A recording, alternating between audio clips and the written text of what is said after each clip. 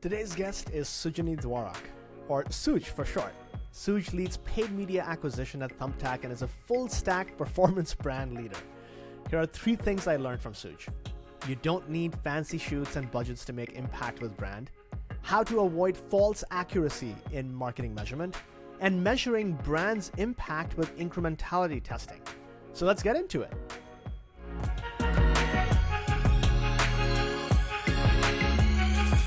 All right.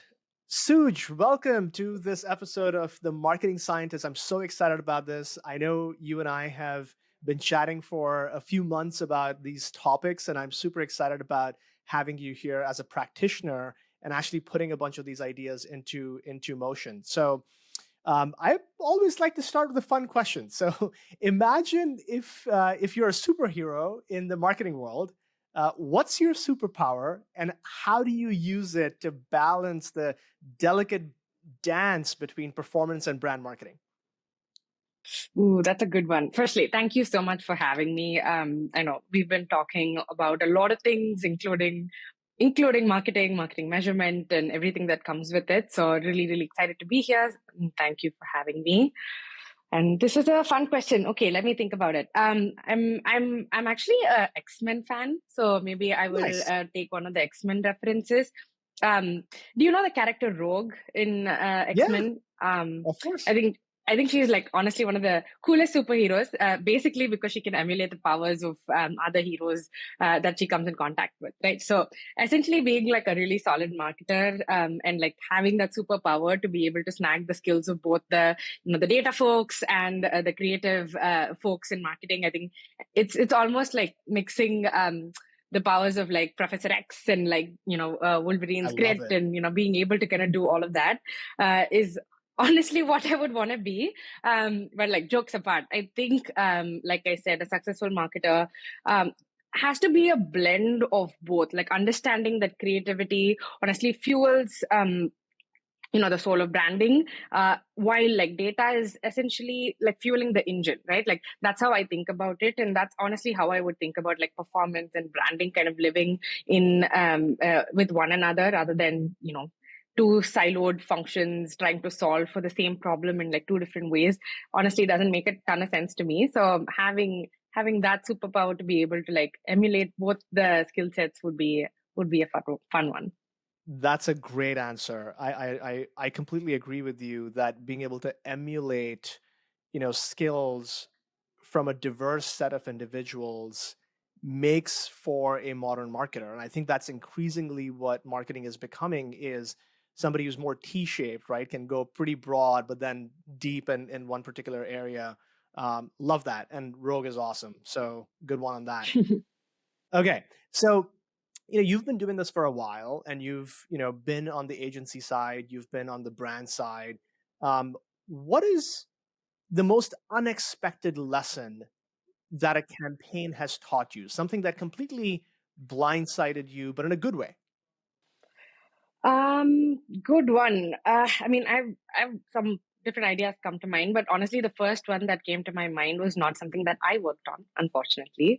But Okay. this is something that I kind of like learned about, I don't know, through a podcast, or like I read about it, and it really clicked. Something. It was. Have you heard of this app called Calm? I'm sure you have. Yeah, of course. Yeah. Right. So like I learned that they did like a creative A/B test once, okay? And one of the variants was like they had produced this like high fidelity, high quality content about the app, and like they had like a full product B-roll. And I mean, this is anecdotal. I don't know if this is true, but like they had spent somewhere around $500,000 like producing this app, right? And they had tested this with another creative, which was essentially just a stock video, okay, that they had spent $500 on, which was just like a ripple effect of water, and with like a calming sort of like water background, with a very, very, very simple and a clear call to action. That's it. That was the ad. It didn't have any like product demos or B-rolls. It didn't have any like big celebrity endorsements. None of that, really. Right. And surprise, surprise, the version B, which was the stock one, crushed version A in terms of performance, and it was like an exaggerated, like, I don't know, 5x 10x sort of like Wow. an increase in terms of performance itself. I mean, I'm not saying this is always the case. I'm not saying run ads with just stock footage. That's not what I'm coming to. But what I'm saying is that, like, that ad honestly transformed my perspective on creatives itself. It showed me that, like, honestly, effective advertising isn't always about shouting the loudest or being the flashiest, using the most, like, I don't know, like the biggest celebrities out there and really pouring money. But it's always about connecting and resonating deeply with your audience. And you can do it in different ways. You can be creative. It's not just about throwing a bunch of dollars out there. So that's kind of like a sticking point, and I like learned a lot from that. It's like, okay, like we can always be creative. Being creative does not mean like only spending, I don't know, thousands of dollars to get to that outcome. It can be user generated content. It can be using stock videos effectively. And even at Thumbtack, we actually took a page out of the book. And like when we had COVID hit, and like we saw a lot Right. of like issues with like in-person production and things like that, we kind of like leaned into that creative sort of production setup. We started leaning into making like motion graphics from static, and like using stock footage, but like really like bringing it together creatively was like a fun learning for me. And it like, and honestly, like, I didn't think it would like work that well, but like when I learned about it, and I was like, okay, this is really cool. That's So yeah. awesome. That's a great story. And how I think what you said, that you don't have to be the flashiest, or, there's always this talk of attention, right? Any attention is good attention. Let's grab attention and then the rest will follow. And what you're talking about here is, well, you can grab attention by connecting deeply with what the audience really cares about. And in this case, it was that calming image. Yeah. On that note, do you know about this whole genre of YouTube channels that all they do is play calming music and calming, videos, Yeah. and they make like hundreds of thousands of dollars. So exactly the same thing, right? That's the competition for calm, which Yeah. is fascinating to me.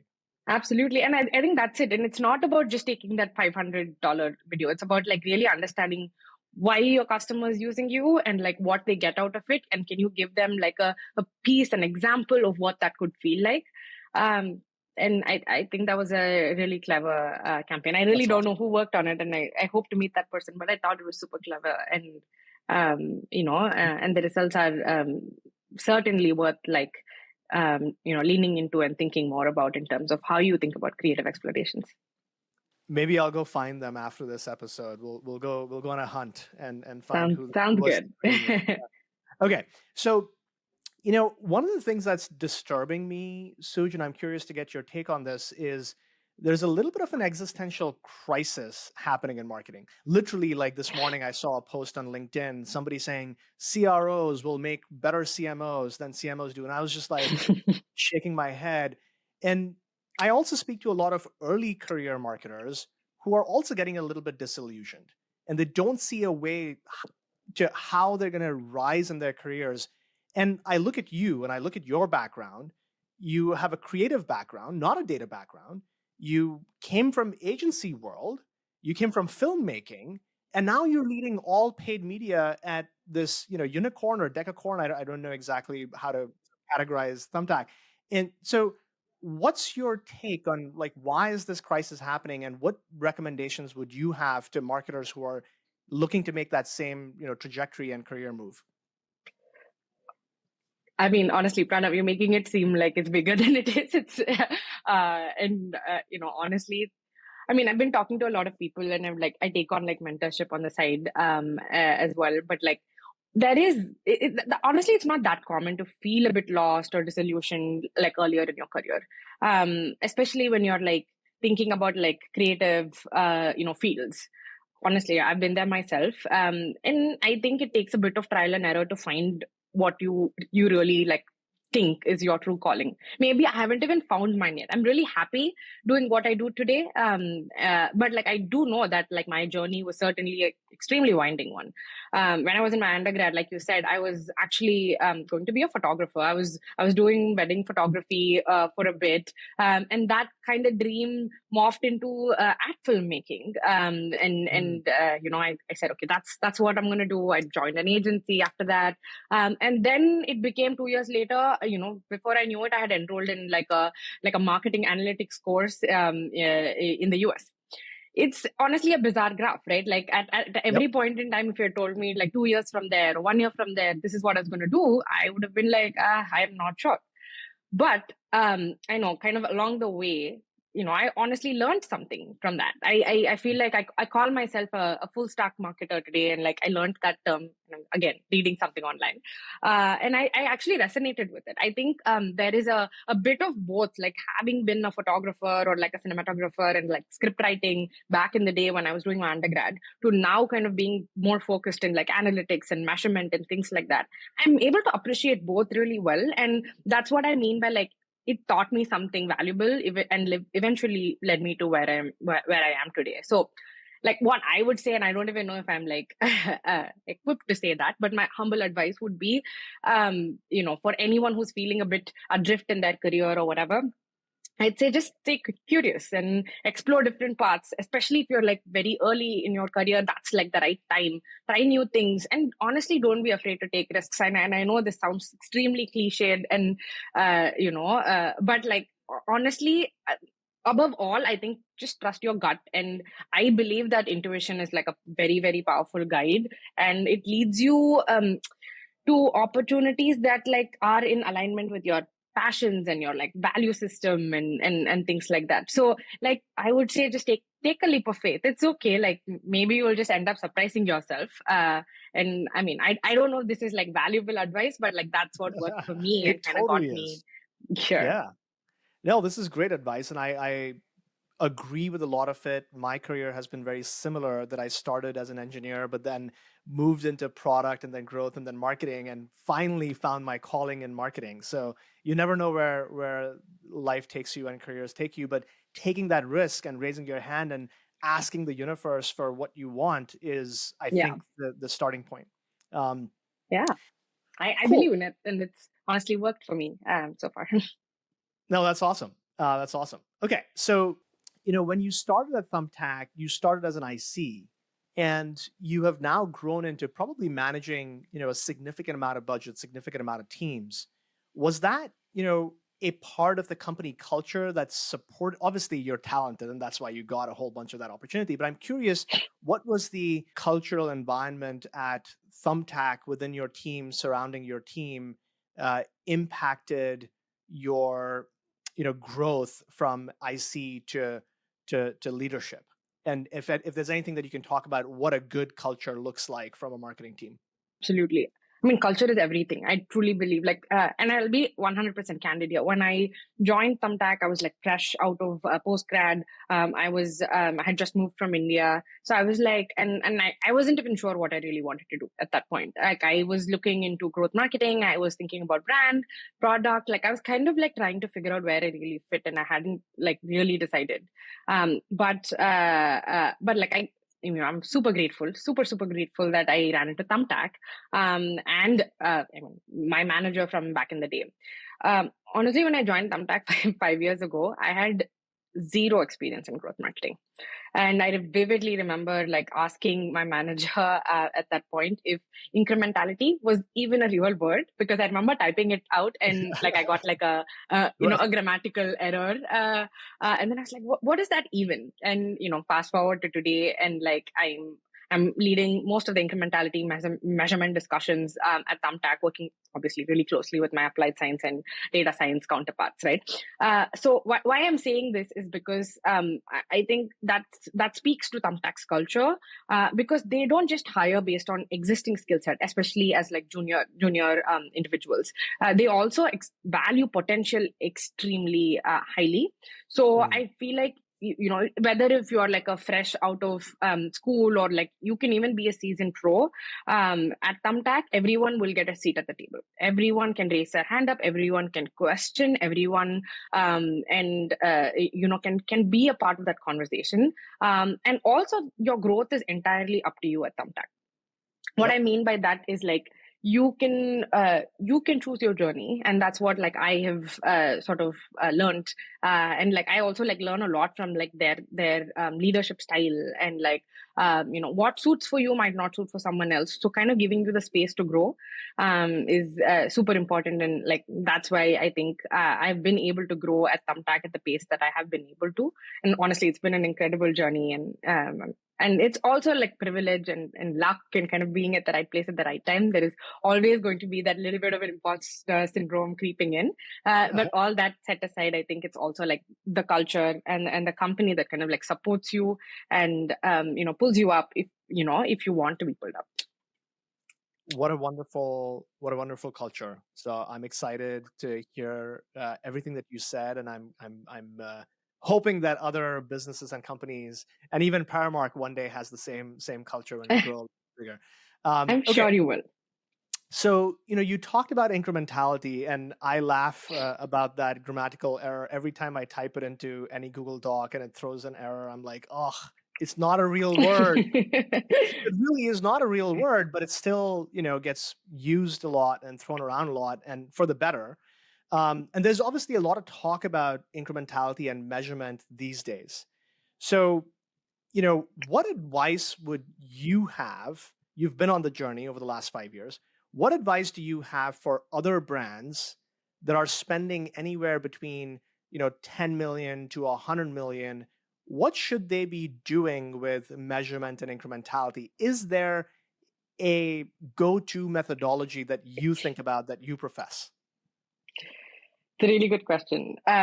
See, like I can answer this thinking of like, okay, in an ideal world, right? And I honestly, this is not my own analogy. I read this somewhere. Is like marketing functions. It's like driving a car, and but like having a good measurement framework is like having a good GPS system, right? But if everything is working perfectly, right, you will get the real-time feedback to guide you towards like your destination, right, which is your KPIs or whatever. But then, however, we don't live in an ideal world, right? And if we did, and if like a car and a GPS system and everything around it can be trusted, all of us will blindly trust like Tesla's self-driving capability, which we today don't, right? And like that's what I mean by like having like a foolproof measurement system. Like all jokes aside, like I think we need to have a really strong fundamental. We need to have really strong fundamentals in measurement, but. And I honestly think if you don't have it, it's almost like throwing pasta on the wall and seeing what sticks.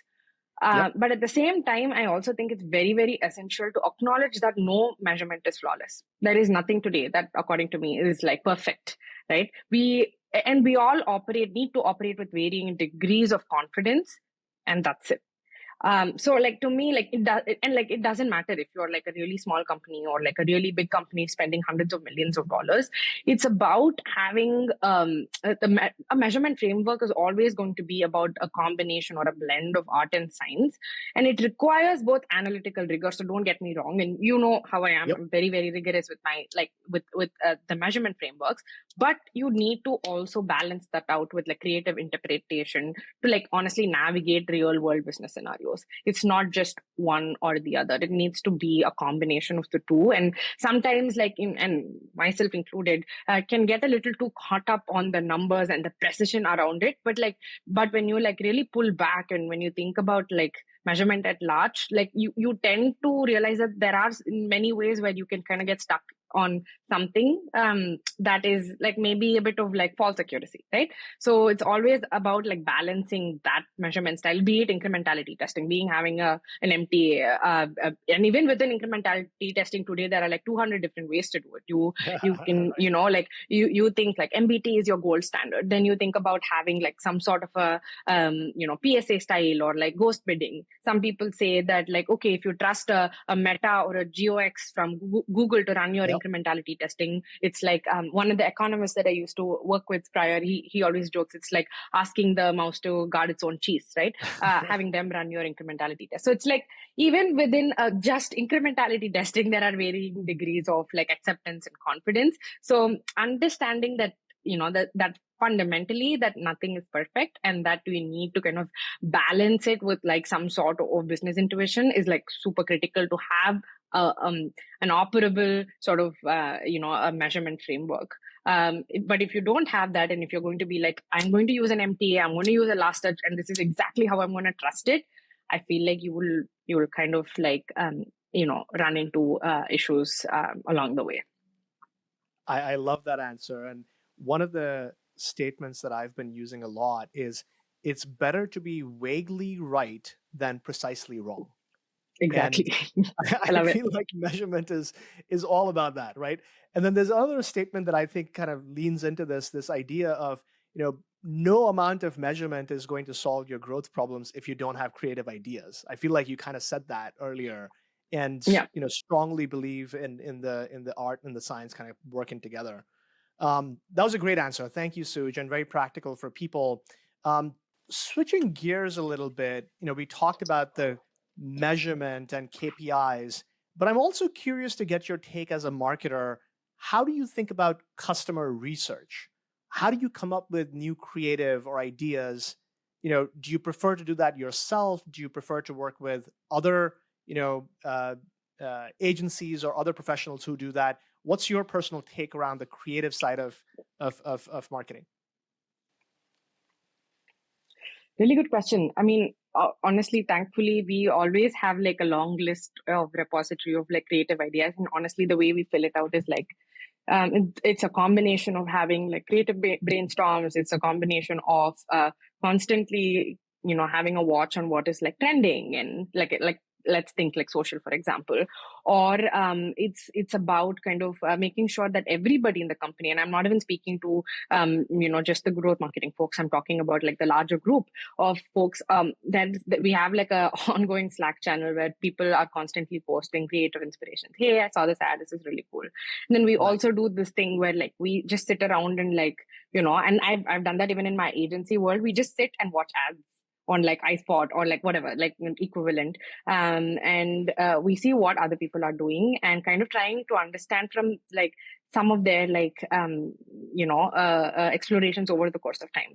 And we, that is like obviously one way of collecting ideas. The other way is to actually being very, very, deliberate with kind of what you want to test, having like a clear point of view. And I'm not saying this is something that we have gotten to and we are like perfect with, but it's something that we've been trying to build over the course of time, is like having like a very robust like creative experimentation roadmap that is iterative in nature, right? To have like a POV on like, if there are like 5 things that we want to learn, and I'm going to give examples, right?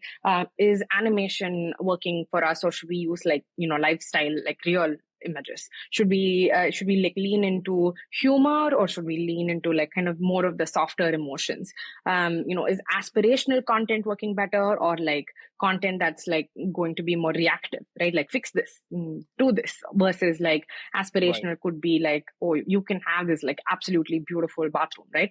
Obviously all in relation to Thumbtack. Like we have a huge laundry list of things that we want to have a constant POV on, and there are different ways to do this. Like there are low touch channels like social and things like that we can lean into to get like quick reads on what is resonating with our customers. And then of course there are like TV advertisements. That is not something that we're going to be building like and testing iteratively, or going to be able to test iteratively at the velocity that the digital channels allow, right? So you kind of like test, kind of learn and get that like insights, and then you use that to inform your TV channels. And then when you're creating an ad for your larger mediums, you're already going in with some sort of learnings based on what resonates best with your customer, rather than just like creating an ad and just like letting it run.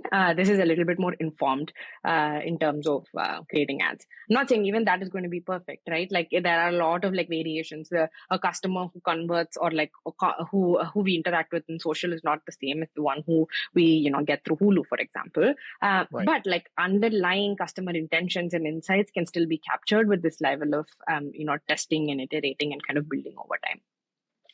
Got it. That's a wonderful answer, and you already gave me a bunch of ideas for Paramark's own efforts. So this is great. um, so you talked a lot about testing of these ideas.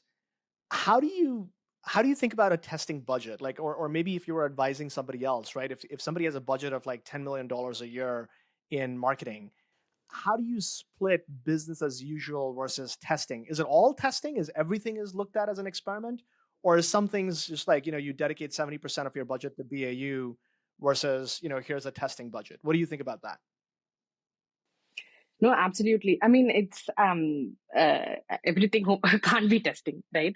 So it's always going to be, you will have like an evergreen budget, which is your like business as usual. But at the same time, you need to have like a testing budget as well. Honestly, testing and iterating is very, very fundamental Thumbtack culture. At a given time, I'm not even joking, we have upwards of like 60 product and marketing tests running at Thumbtack every Nice. day. Like it's like crazy the amount of tests that we run, which is amazing. But that said, it's always a hit or a miss when it comes to running a test, right? You don't know if it's going to be successful or not. And if you are a marketing manager who is tasked with like a ROAS goal of like X or like a contribution goal of Y, you are going to be risk averse when it comes to testing. You don't want to do something that's going to like mess up your, your ROAS goals for the month. So what we do is we, like you mentioned earlier, we allocate like depending on the channel and depending on the ideas that we have, we try and allocate like 10 to 20% of marketing budget. I think this is a little bit more like a rule of thumb to support all types of testing on an ongoing basis. And the Nice. reason why we do that is because then you're not beholden for that percentage of spend. You are not beholden to the same ROAS targets or like the contribution goals. So that lets you to kind of like lean in and take risks, run things and like explore things that you may not if you think that it could kind of have very polarizing results. So that's why we like allocate a separate budget like that has a different sort of like target and goal. So that enables you to kind of like test and learn rather than kind of, you saying, okay, test it, but then you still are beholden to your ROAS goals, kind of puts the marketing managers in a situation where they're not willing to take risks. So this is kind of the model that we use. And this, when I say testing, it's like every kind of testing. I'm talking about creative testing. I'm talking about new channel explorations, any sort of like bigger sort of new tactics that you want to test that is questionable. Everything kind of falls under this like testing budget that we use to be able to like lean into bigger risk items. Got it. That makes a lot of sense. And something that we tell our customers as well, like keep at least 10% of your budget for testing. Okay, we're coming to the end here, Suj, and I'm going to end on a topic all around brand. So we talked about incrementality, we talked about measurement, we talked about research, we talked about the culture that you need to have to enable all of this. But one thing that I think plagues a lot of marketers still is this idea of brand awareness, the idea of brand health tracking. How do you think about that as a marketer today? Do you even think about it? Like, does it matter to you or does it matter to the business? Is it all just one bucket of marketing? Or you'd think about brand in a different way or brand marketing in a different way from the rest of your marketing? It's a fantastic question and something that I'm constantly thinking about. And so I think and this is something that like my perceptions on this is like kind of evolved over the course of time. I was always of this belief, like, what is this brand marketing and like, performance marketing? We should always do both at once, which I still kind of like at the highest level believe. But I do think this kind of like definitions of how we think about marketing as a blend of brand and growth kind of changes depending on the stage your sort of your company is at. Like we all read about like Airbnb is now doing like brand marketing, like they switched completely out of performance marketing, etc., etc. They can afford to do it, right? As they are today, like X number of years into running a successful business. Is that same for a company that has just started out and is like evaluated based on that growth numbers? Maybe not. So it's about like understanding how to run like a performance slash brand campaigns depends really on the maturity of your business, your goals, and kind of what is important to you and what your KPIs are. That said, like for me, for Thumbtack, I definitely do think there is like we need to think about brand, and we cannot be only operating with like a growth mindset. And to your question, honestly, understanding the residual effect of like running top of funnel media, or like or we call it brand halo impact or whatever, is one of the hardest things to measure. It's very, very hard to measure, as I'm sure Yep. and you've spoken to a million times. And it's funny you're asking me this question, because I'm actively working on an experiment right now that aims to paint a picture that helps Nice. us translate sort of like what the bottom of the line benefit would be to driving top of funnel growth. So basically trying to in the simplest terms, understand, okay, if we are able to grow the top of funnel by X, are we able to see that like impact in the bottom of the funnel in a way that's like measurable? But the jury is out on whether it works. I don't think I can recommend that yet.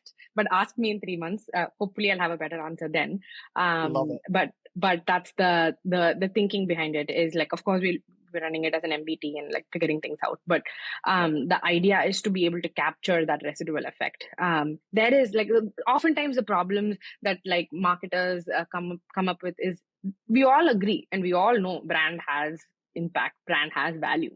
It's about quantifying how much. Is it more than the amount you're spending? Is it less than the amount you're spending? It's about when will you recognize it? Is it immediate? Is there like a unstock, like a decay effect to this? How do we like add one and one together and say, okay, we're confident that this increase was drove like bottom of funnel impact? Because as performance marketers, like I said, everybody should be a performance marketer. It's not about just throwing a bunch of money and seeing your awareness increase. If that has no impact to your bottom of the funnel, that's not doing anything. Like increasing that awareness means nothing, right? So it's about understanding how it all connects with one another, and that's honestly really, really hard. But we're hoping to kind of scratch the surface on solving that. This is fantastic. I think a lot of people will get a ton of value out of how you describe this. The magic words that you said that I try to hang on to is, we're going to test it. And I think that is the only real credible answer that me and my team have heard, is run a long enough test on those channels that are perceived as brand channels or brand marketing campaigns. And if you can construct that test and see the impact all the way through, right? Even if that takes 6 months, that is the most effective way of understanding the impact. Is my perception and my take right now. So super excited to maybe catch up in a few months and see how that experiment did for you. But Suj, this was awesome. Thank you so much for coming on and giving us a real candid look at how you view this world. And yeah, you mentioned you're open to mentorship. Is there anything that we all can do to help you? Do you want people to connect with you on LinkedIn, or maybe not? Like, tell me what our audience can do to help you. No, of course. Firstly, thank you so much again for having me. This is great. I think your questions are pretty spot on. These are all things that are constantly going on in my head, and just not me, like even my peers, what we talk about. So it's definitely very timely. But yeah, like I would be happy to talk about any of these things. Talk about like generally marketing, and people who are thinking about getting into growth marketing, and how to like how do you shape your career to kind of grow in this space. Again, I feel like I'm not there yet. I'm like barely scratching the surface myself. But for anyone who is interested to kind of chat and like share knowledge both ways, I would love to do that. So like I can share my LinkedIn handle, and would love to connect with anyone who's interested in this space. So thank you for Awesome. You're giving being me the humble. opportunity to connect. Yeah, absolutely. You're being humble. You're great. This is going to be one of our best episodes. Awesome. Thank you, Suj, and we'll catch up again in a few months. Thanks for coming on. Sounds good. Thank you, Pranav. Well, there you go, folks. That was Suj, who leads all of paid media acquisition at Thumbtack. We'll have many more fun and insightful conversations, so tune in again next week. See you.